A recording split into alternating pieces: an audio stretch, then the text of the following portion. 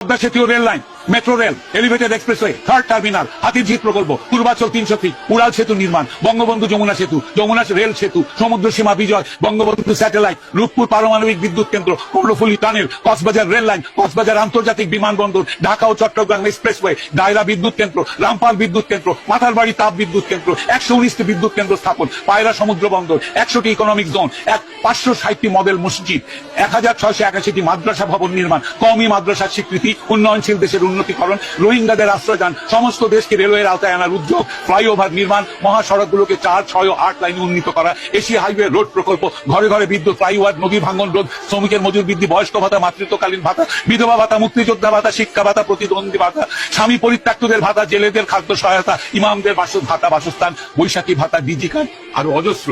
আমার দম কুলাচ্ছে না এতগুলো পড়তে। 15 বছরে যদি এতগুলো কাজ কেউ করে থাকে, তাকে কোন চক্রান্তকারী এই টাকা পাচার করার দেয়? আর সে যদি ডিক্টেটর হয়, খুব ভালো করেছে।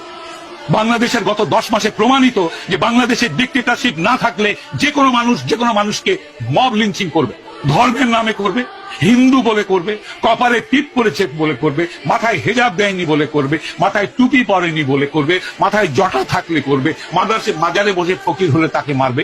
মেরেছে, হাজার হাজার মানুষ মেরেছে এরা।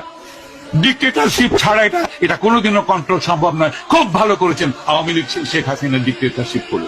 তার উচিত ছিল আরো ডিক্টেটরশিপ করে এগুলোকে দমন করা। এইটাই আমি মনে করি।